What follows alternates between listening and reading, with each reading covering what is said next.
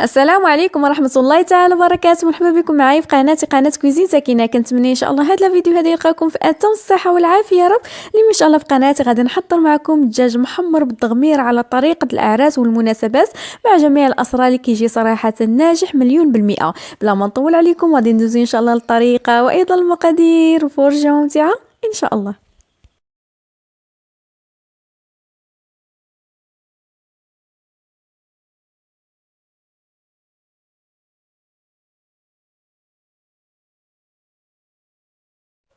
بسم الله على بركة الله. اللهم صل وسلم على سيدنا محمد وعلى آله وصحبه أجمعين. بالنسبة إن شاء الله التوابل غادي نحتاج هنا الثومة اللي كتكون مطحونة، الملح، سكينجبير، الخرقوم، الابزار، السمن، وأيضا عندي هنا القزبور اللي كيكون يابس ومطحون، وعندي أيضا 3 ديال الدجاجات اللي كيكونوا مغسولين مزيان ومنقيين مزيان.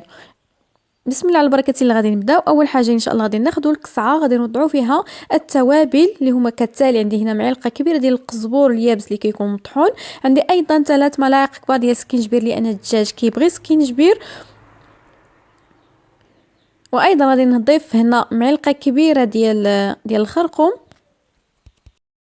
هنا كنضيف معلقه كبيره ديال الملحه، وايضا غادي نضيف ان شاء الله رص معلقه ديال الملون الغذائي او الزعفران. كنضيف ايضا هنا نص معلقه كبيره ديال البزار عفوا.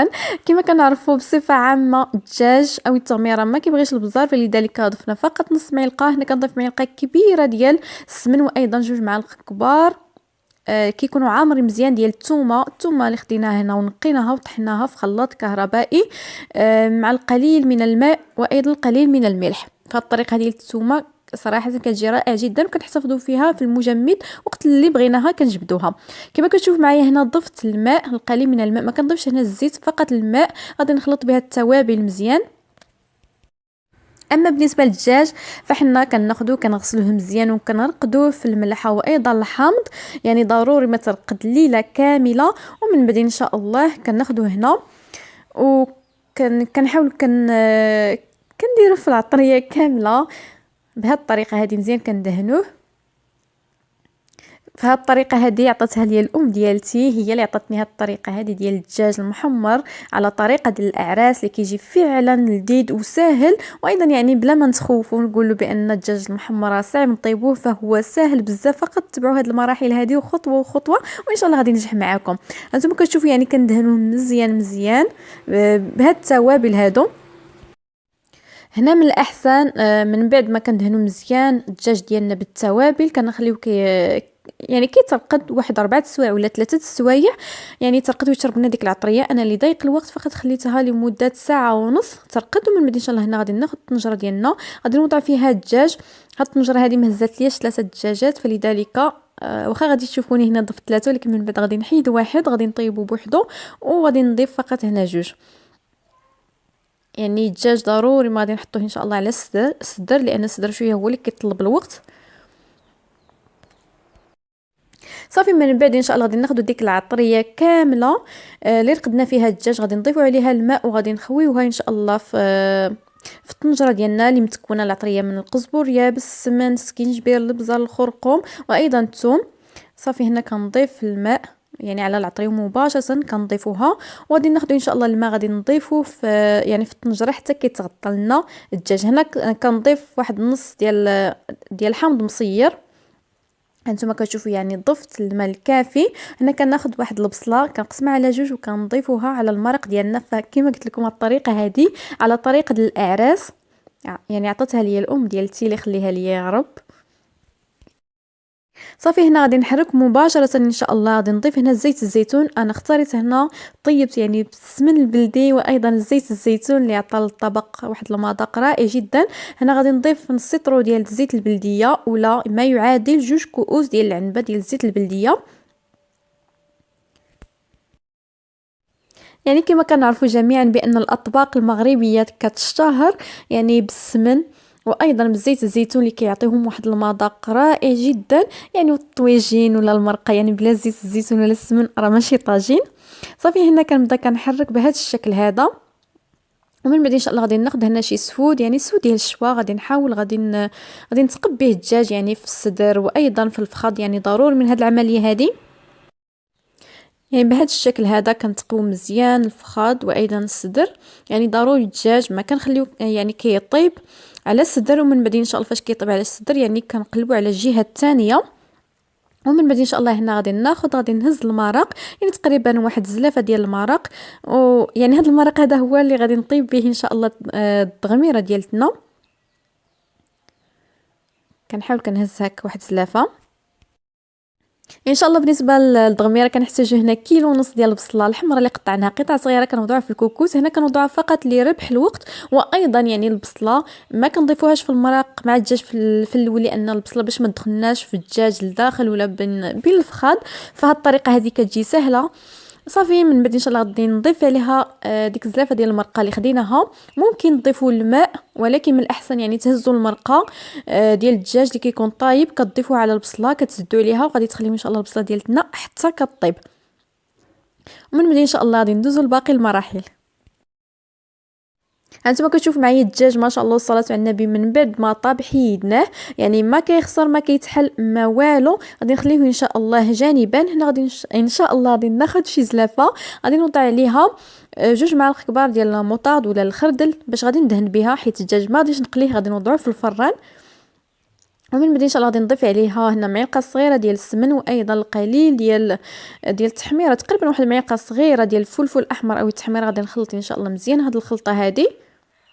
ومن بعد ان شاء الله هنا غادي ناخذ الدجاج ديالي غادي ندهنوه مزيان، وغادي ندخلوه ان شاء الله للفران حتى كيتحمر وغادي ياخذ لنا داك اللون يعني الذهبي. ومن بعد ان شاء الله غادي نخرجوه. يعني ضروري ما كندهنوه مزيان من الفوق وايضا من التحت. صافي بالنسبه للاطاي كدهنوها بالزيت ولا بالزبده او تفرشوا لها ورق الزبده. يعني الدجاج كدهنوه مزيان كما قلت لكم كديروه الفوق حتى كيطيب، ومن بعد ان شاء الله كتهبطوه باش ياخذ لنا داك اللون الذهبي او اللون المرغوب به.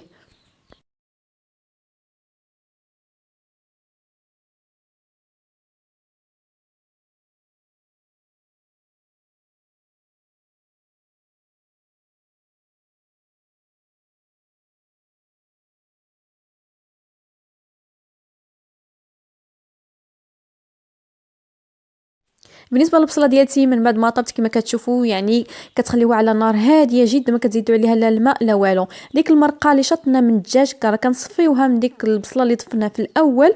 من بعد ان شاء الله كنضيفوا عليها هاد البصله هذه اللي طيبناها بوحدها بهذا الشكل هذا، وغادي نضيفوا عليه ان شاء الله الكبادي اللي خديناهم وسلقناهم مع القليل من الملح وايضا الخل باش تحيد لهم ديك الزفوره، وكنقطعوهم الى قطع. ومن بعد ان شاء الله كنضيفوهم مباشره على ديك المرقه وايضا البصله اللي طيبنا. فهذه هي الضغميره كنخليوها على النار.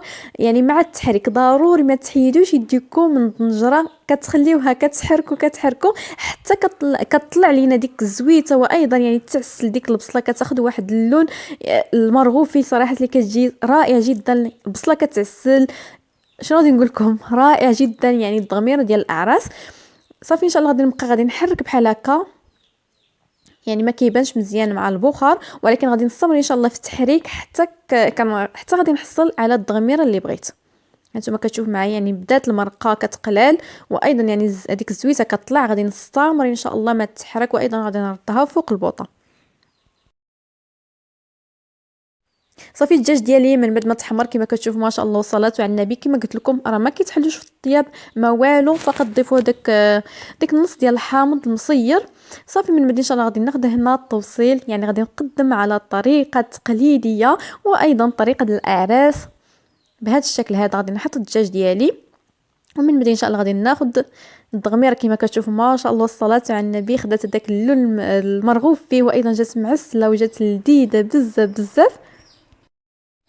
صافي ان شاء الله كنوضع على هذا الشكل هذا، يعني كنضيفوا فوق الدجاج وايضا في الجوانب. فكانت عندنا عراضه، فلذلك قلت علاش لا ما نصورش معكم هاد الطبق هذا اللي مشهور، ويعني وكاع الناس عزيز عليهم هاد الطبق هذا ديال الدجاج محمر وبالضغمير ديال الاعراس. وايضا باش تعرفوا على الاسرار ديال الضغميره والدجاج المحمر. صافي هنا كناخذ القليل من المرقه، يعني ما كتكونش المرقه فقط ديك الزويته، صافي كنضيف فقط القليل فوق الدجاج بحال هكا. كناخذ يعني الحامض مصير كنوضعو بهذا الشكل هذا، يعني تقديم تقليدي وعلى الطريقه ديال الاعراس.